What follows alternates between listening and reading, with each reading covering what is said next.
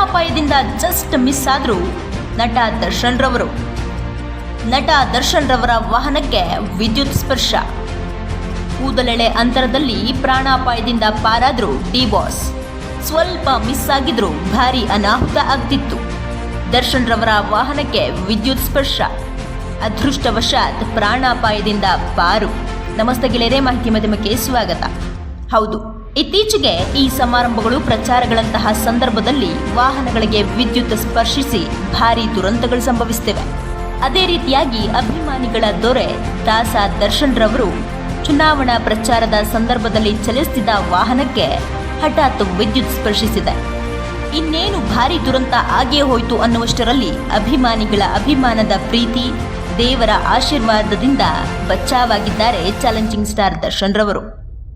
ಮಂಡ್ಯ ಜಿಲ್ಲೆಯ ಕೆಆರ್ ಪೇಟೆ ತಾಲೂಕಿನ ಅಗ್ರಹಾರದ ಬಾಚನಹಳ್ಳಿ ಬಳಿಯಲ್ಲಿ ಲೋಕಸಭಾ ಚುನಾವಣೆಯ ಪ್ರಚಾರದ ವೇಳೆಯಲ್ಲಿ ಭರ್ಜರಿ ಪ್ರಚಾರದಲ್ಲಿ ತೊಡಗಿದ್ರು ದರ್ಶನ್ ರವರು. ಪ್ರಚಾರದ ವಾಹನ ವೇಗವಾಗಿ ಮುಂದೆ ಸಾಗ್ತಿದ್ದಾಗ ದಿಢೀರ್ ವಿದ್ಯುತ್ ತಂತಿ ಸ್ಪರ್ಶಿಸಿ ಬಿಟ್ಟಿದೆ. ನಟ ದರ್ಶನ್ ರವರ ಪ್ರಚಾರದ ವಾಹನಕ್ಕೆ ವಿದ್ಯುತ್ ತಂತಿ ಸ್ಪರ್ಶಿಸಿದರೂ ಸಹ ವಿದ್ಯುತ್ ತಂತಿ ಕೂಡಲೇ ತುಂಡಾಗಿ ಬಿದ್ದಿದ್ದರಿಂದ ಸಂಭವಿಸಬಹುದಾಗಿದ್ದ ಭಾರೀ ಅನಾಹುತ ತಪ್ಪಿದಂತಾಗಿದೆ. ಈ ಘಟನೆಯಿಂದ ನಟ ದರ್ಶನ್ ಸ್ವಲ್ಪದರಲ್ಲೇ ಪ್ರಾಣಾಪಾಯದಿಂದ ಪಾರಾಗಿದ್ದಾರೆ. ಇದರಿಂದ ಕೆಲ ಕಾಲ ಘಟನೆ ನಡೆದ ಸ್ಥಳದಲ್ಲಿ ಆತಂಕದ ವಾತಾವರಣ ಸೃಷ್ಟಿಯಾಗಿತ್ತು.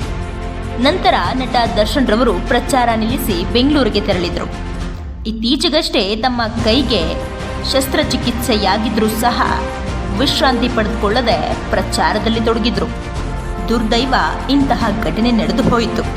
ಅದೇನೇ ಆಗಿರಲಿ, ಅಭಿಮಾನಿಗಳ ಪ್ರೀತಿ, ಅಭಿಮಾನ, ದೇವರ ಆಶೀರ್ವಾದದಿಂದ ದರ್ಶನ್ ರವರು ಪ್ರಾಣಾಪಾಯದಿಂದ ಪಾರಾಗಿದ್ದು ಅಭಿಮಾನಿಗಳು ನಿಟ್ಟುಸಿರು ಬಿಟ್ಟಿದ್ದಾರೆ.